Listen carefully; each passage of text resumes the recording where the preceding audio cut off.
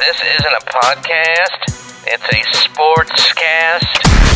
Welcome back to the #1 sportscast in the world, where we give full card predictions and a betting breakdown. Make sure you guys smash that like button. If you're new to the channel, subscribe. Turn on those post notifications and share this video as well. UFC Fight Night, Pereira versus Hernandez. I'm looking forward to breaking down this card. But before we do that, let's go ahead and recap UFC Vegas 98 along with our bets. Yeah, Martin, and it's going to be a quick recap because for the first time in about 6 months, I didn't have a single bet at UFC Vegas 98. It's important to utilize some bankroll management while we're in this game. We're betting on fights every single week, and Martin, if you don't like a bet, you don't have to bet, man. There was two money lines I was really looking at last week. Cody Haddon against Dan Argueta and JSP against Pat Sabatini. And on one hand, I missed money on Cody winning his fight, but on the other hand, I got lucky I didn't bet JSP because he got submitted in that first round. So man, you gotta manage your money right, you gotta pick your spots right, and last week I just didn't like any bets on the board, so I passed, man. I watched the card as a fan. It was a super good card. Our picks went 9-3, and it was a good night of fights, man. So on this card, another good fight night card at the Apex, some really close fights, some wide lines, some live underdogs, and I'm looking forward to getting into it with my boy Martin here. So without any further ado, let's go, bro. Any action, sportscast, any action. Opening up the card, we have Robellis, the big boy de Spain. He's 5-1, a moderate favorite at a -385. 36 years old, 6'7", with an 84-inch reach. And he's taking on Austin Lane. He's 12-5, a moderate underdog at +295. 36 years old, 6'6", with an 80-inch reach. Effie. I'm so happy this is the first fight of the card, Martin, because someone is getting slept. And unfortunately, it's probably going to be Austin Lane in this fight. Bro, this Robellis de Spain guy has like the longest reach in UFC history. This guy's arms could reach both sides of the octagon when he stands in the middle. It's insane. 6'7", huge guy with a ton of power. But it's crazy, Martin. It's so weird to me that you can reach the highest level of MMA, get to the UFC, and have such a big glaring hole in your game, bro. This guy cannot wrestle. He cannot get up if he puts, if you put him on the ground. If both of his shoulder blades are on the mat, he is not getting up. The problem is he hits like a truck, bro. This guy knocks out every single one of his wins. This guy is putting people away quick. Man, he is dangerous on the feet. So it's obvious to break this fight down, man. Austin Lane needs to wrestle in this fight. He needs to withstand that first round. It's going to be dangerous. They're in the small Apex cage, so there won't be that much room to maneuver in there. So I don't think it's going to happen, man. Even if he does get him down, I don't know if you can finish this guy in the first round. And in that second round, I wouldn't be shocked to see Robellis find that chin, find that knockout, or maybe even in that first round. So for me, my pick will be Robellis de Spain, round 1 or round 2 knockout, and I think it's gonna be brutal, bro. Any action, sportscast, any action. Next up on the card, we have Alice Ardaline. She's 9-6, a slight underdog at a +130. 32 years old, 5'3", with a 62-inch reach. And she's taking on Melissa Super Melly Martinez. She's 7-1, a slight favorite at a -155. 27 years old, 5'2", with a 64-inch reach. Effie. Martin, a betting angle that's been coming through like crazy lately has been the women's MMA fights to end in split decision. For the next 3 fights, this one included, I don't think that's a bad bet. All of these fights are going to be close, in my opinion. I think that this goes to the decision, and these judges, bro, are so bad, man. You'll get a 30-27 one way and a 30-27 the other in the same fight, and it's like, bro, what are we watching? But as far as this fight, man, I feel like I'm going to get a lot of flack for this pick. I'm going with Alice Ardaline to win this fight. And listen, Martin, I know the only reason she was even in the UFC was so that her previous opponent, Shannon Bannon, could have remained on the card. She comes in on short notice, loses the fight, and Shannon, the girl she lost to, in my opinion, is one of the worst fighters on the entire roster. So you lose to her, and it's a bad look. But man, Alice has good forward pressure. She throws heavy. She has that good right hand. And Melly Martinez, man, she just never fights. One thing I don't like in fighters, especially if I'm going to lay minus 155 juice on them, is inactivity, man. You have to be active. You have to be taking fights, improving fight to fight. And she never fights, man. She obviously lost her last fight to Elise Reed, where, man, she had made a couple of mistakes on the feet, got dropped. But she's not bad, man. I don't want to sit here thinking that Alice Reed's just going to walk right through her and smoke her. I think this is going to be a close fight. I think she's an underdog for a reason. But I'm picking the underdog in this fight, man. I actually was a little bit impressed in her last fight. I expected her to look worse than she did. And I think it's going to be a close fight, man. So when I think it's going to be a close fight, I don't see either fighter separating themselves. I'm taking the dog money. So I'm going to pick Alice Alderline to win this fight via split decision. Any action, Sportscast. Any action. Next up on the card, we have Jessica Panay. She's 14-7, a slight underdog at a plus 130. God damn. She's 41 years old, 5'5", with a 67-inch reach. And she's taking on Elise Reed. She's 7-4, a slight favorite at a minus 155. 31 years old, 5'3", with a 63-inch reach. Effie. Bro, I am telling you, man, take the fight, ends in split decision again. This is going to be a very close fight and a pretty easy fight to, predict here. Man, Panay's going to have that wrestling advantage. He has that grappling advantage. We've seen Elise Reed get taken down by inferior grapplers, so that's not a good look. If you're betting on Jessica in this fight, you definitely want to see her get those takedowns early in this fight. On the feet, it should be relatively close. I do probably give the advantage to Elise Reed in this fight. But, bro, laying minus 155, laying juice, laying chalk on Elise Reed to win this fight, no thank you, man. I think it's going to be a close fight again, just like the previous fight. But I am going to go with Elise Reed in this fight. I just like her striking a little bit more. And basically, if she can keep this fight upright, get those underhooks, not get taken down, not get cage pushed the entire fight, keep this at distance, keep it at range, I do think that she will be looking like the better fighter in this fight. A fighter at 41 years old, man, it's tough to get behind. But she has the skill set to make this fight really close and even win this fight. Like I said, her wrestling is going to have to be there. Her grappling advantage is going to have to be there as well. But I'm not laying juice on Elise Reed, man. No, thank you. I'm going to take Elise Reed to win this fight via split decision. Any action, Sportscast. Any action. Next up on the card, we have Brad Superman Katona. He's 14-3, a slight underdog at a plus 190. 32 years old, 5'6", with a 64.5-inch reach. And he's taking on Gene Matsumoto. He's 15-0, a moderate favorite at a minus 245. 25 years old, 5'6", with a 68.5-inch reach.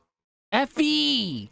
As far as a betting angle for this fight, it's a dog or a pass for me with this money line.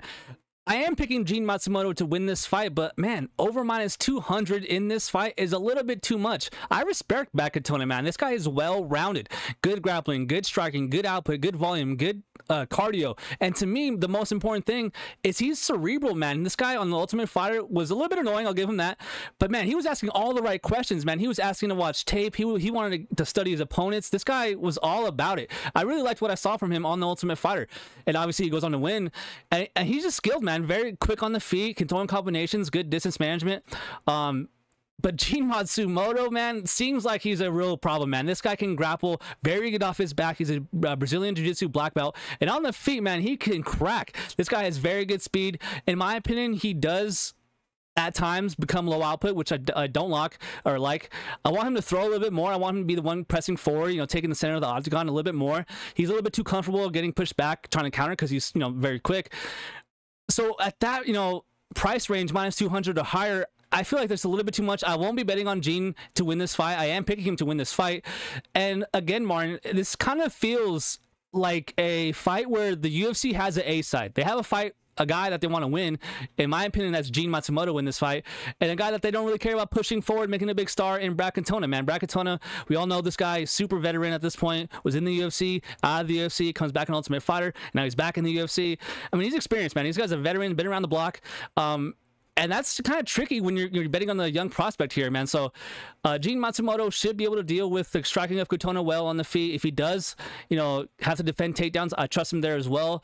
But I think it's going to be a close fight, man. I don't blame anyone taking a shot on Brad Kutona in this fight. Plus 200 odds on the guy. I don't think that's a bad bet, but as far as the pick for the show, I know they say scared money don't make money, but I'm picking Gene Matsumoto to win this fight via decision. Any action, sportscast. Any action. Next up on the card, we have Matheus Nicolau. He's 19-4-1. A slight underdog at a plus 155. 31 years old, 5'6", with a 66-inch reach. And he's taking on Zulfikar Almabayev. He's 20-2, a slight favorite at a minus 185. 30 years old, 5'4", with a 65-inch reach. FE. Yeah, bro, this Almabayev dude might be a real-time big problem in the division. This dude's wrestling is legit. This guy's grappling's unreal. We saw him submit the homie Ode Osborne. He took care of business against CJ Vergara, and then he got a giant in Jose Johnson, who's like 8 feet tall, and took him down and finished him as well. So, like, this guy's grappling is legit.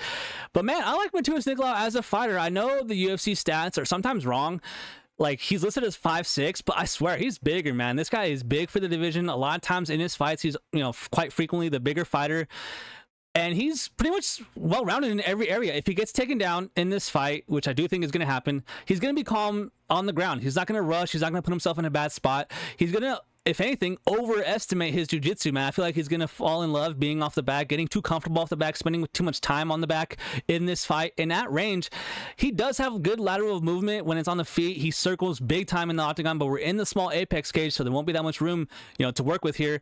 But he does have good footwork, good lateral movement. He like, when he strikes, he's in and out. He's in and out. He never really, blitzes anyone. He never really throws in combination. He's sort of like low output, really.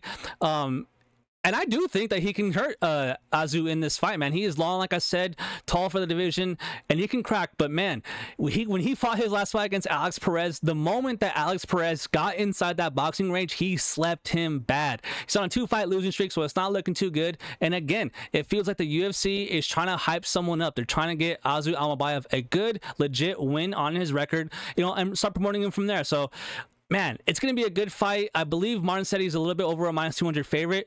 And I get it, man. I actually do understand that line. Matheus Nicolau is a good fighter to be betting on at plus 200 odds. You could definitely find worse people to bet on. But, man, I'm taking Azu. I think he's a truth. I think he's a real-time problem for the division. I'm going Azu Almabayev via decision. Any action, sportscast. Any action. Opening up the main card, we have Darren the Damage Elkins. He's 28-11. He's a near even in some books at a plus 105. 40 years old, 5'10", with a 71-inch reach. And he's taking on Daniel the Pit Pineda. He's 28-16. 39 years old, a slight favorite at a minus 130. 5'7", with a 69-inch reach. FE. Yeah, man, these guys might not be huge names in the UFC, but I am super excited for this fight, man. I think the fans are in for a good one in this fight. I mean, both guys are freaking dogs, man. Daniel Pineda, 28 professional wins, 28 finishes, Martin, 100% finish rate with this guy. He's either getting the knockout or submission, has never won a decision. Kind of crazy, really. And then on the other side, you have Darren Elkins, who is just super durable, man. This guy, you could hit him over the head with a baseball bat, and he'll still be in your face, pressuring going forward. And that's kind of how I see this fight going, man. If Pineda doesn't finish him early in this fight, I can see a world where Elkins is in his face going forward, pressuring in round 2, pressuring in round 3, mixing in some takedowns, mixing in some level changes. The thing with Darren, though, is that his entire face is like scar tissue at this point, man. I feel like he can get cut super easily. And with these new UFC gloves, I feel like we're seeing way more cuts than we normally were. I think the knockouts are a little bit down, but I think the cuts are way up. And I think that is not good for Elkins in this fight. So for me, I'm going with Pineda in this fight. I think he's going to do enough to secure those first 2 rounds. And then even if he does fade in that 3rd round, I expect him to not get finished, man. I'm going with Pineda. I'm going with Pineda via decision, but I wouldn't be shocked to see him finish this fight.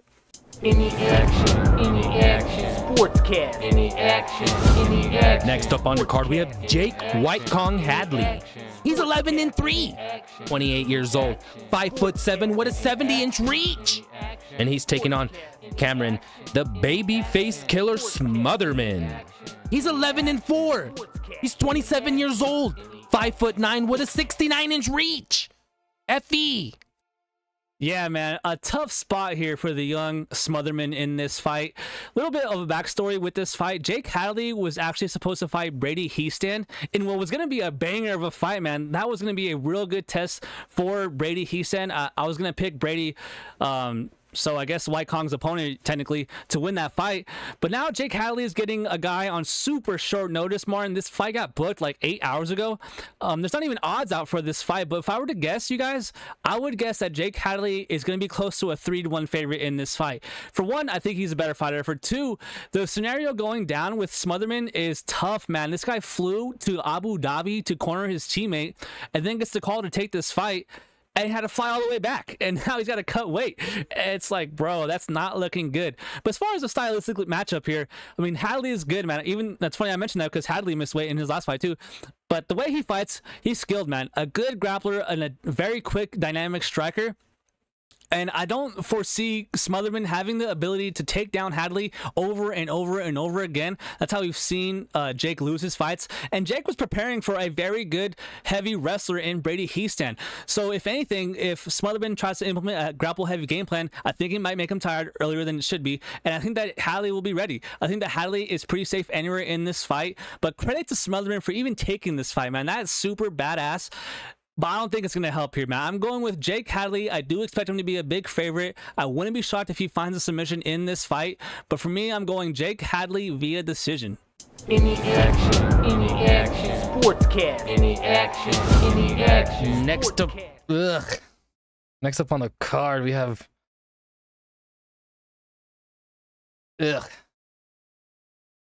Next up on the card, we have... Oh my gosh. Yeah. And do I have to say this one, or can I skip over this guy? Nothing personal. No, I mean, Simmer Darji, the Tibetan Eagle. He's 16-6. I think I'm gonna throw up. He's from China. He's a slight underdog.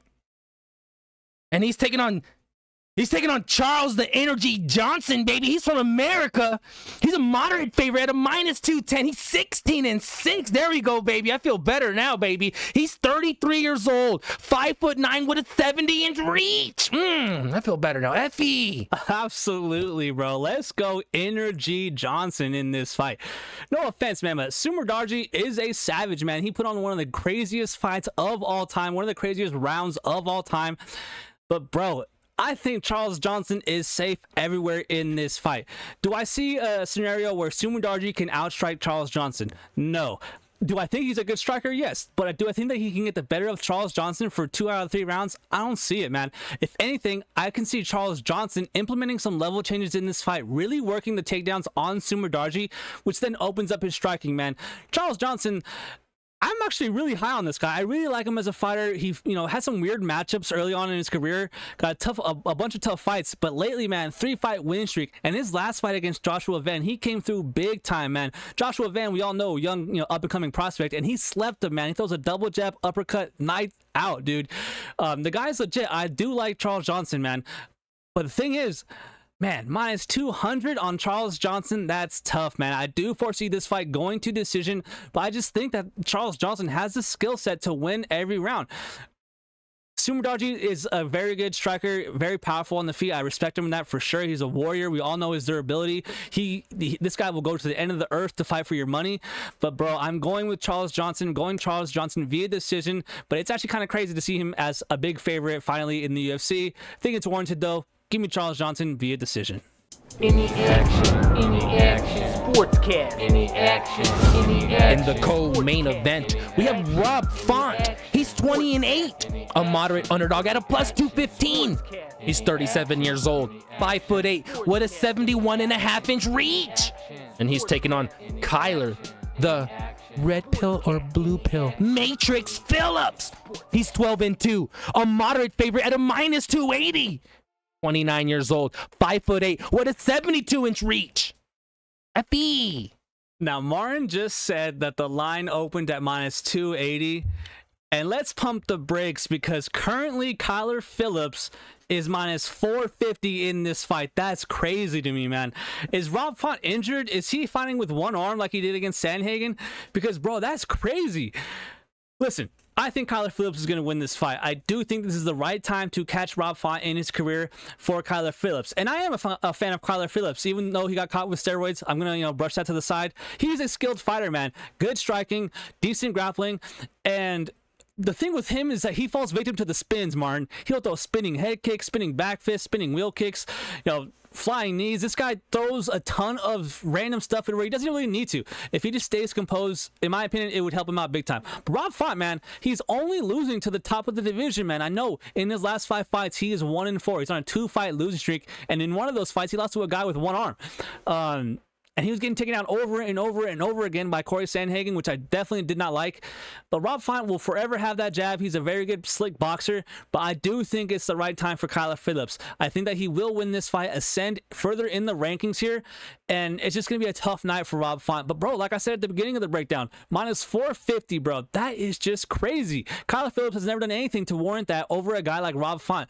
But it's just, he's so old now. Rob Font's almost 40 years old. He's worn out, 1-5 in his last 4 fights, or sorry, 1-4 in his last 5, 2-fight losing streak. But like I said, Martin, he's only losing to the top guys, Figgy and Sandhagen in his last 2.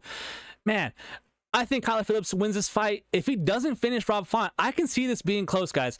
I wouldn't be shocked, or I don't blame anyone really for taking an underdog, shot here on Rob Font, but I can't do it. I am picking Kyler Phillips to win this fight again, man. So many decisions on this card, but I think he goes all 15, man. Give me Kyler Phillips via decision to win that fight.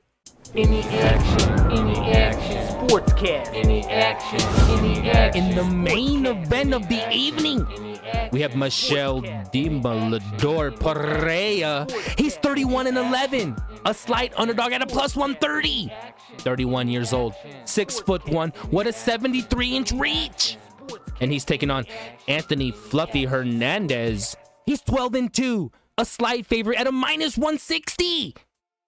6 feet with a 75-inch reach. FE.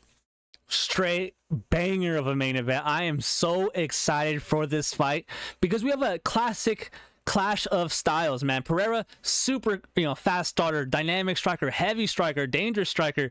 And then we have Hernandez, who, if he was Muslim and from Russia, dude, he would be like minus 500 in this fight. Because the way he fights, he's a relentless grappler, man. Takedowns after takedowns. If this guy shoots on you, and even if you stuff that first initial takedown, if he gets his hands locked around your hips, man, you're going for a ride. This dude is a legit grappler. So it's going to be interesting to see how the styles play out. I've known about Michel for a long time. I've seen him at the gym many times, man. One thing I gotta say is that, one, he is freaking huge for the weight class. I can't believe he used to make 170. And then another thing is, I don't think he's 31 years old. I think he's way older than that, no offense. But yeah, I've seen this guy in the gym plenty of times. He's always cutting weight. He always has a sauna suit on. He's always on the treadmill. And he is yoked, bro. This guy is huge. But like, as far as the skills, man, this guy can rip to the body. And I think that's gonna help him big time in this fight. Hernandez doesn't have the best striking defense, and I think on the feet there's going to be a big time speed disadvantage for Hernandez. I think that Pereira will be the fastest striker, hit harder in this fight. But man, it's just so hard to ignore the grappling advantage of Hernandez. I am going to pick Fluffy Hernandez to win this fight, but I'll be rooting hard for Pereira to win this fight because I really like his style. I like him. I like watching his fights. I think, that's the type of fighter you want to watch. But Hernandez, man, I got to respect the grappling. I think that he does get him down. I think he does pass his guard, and I'm actually predicting that Hernandez will get a head and arm choke on Pereira. I think it's going to be a great fight. I think that he gets that submission win. And if Pereira wins this fight via knockout, if he rips the body and hurts Hernandez, I wouldn't be shocked either. But I'm going with Hernandez. I'm going with Fluffy to win this fight. This dude's grappling is legit. I am going to respect it here in this fight. But I am going to pick him to win via head and arm choke via submission. That'll do it, guys. Thanks for watching the show this week. A quick one this week, only 11 fights, but next week, UFC 308 to Poirier versus Holloway.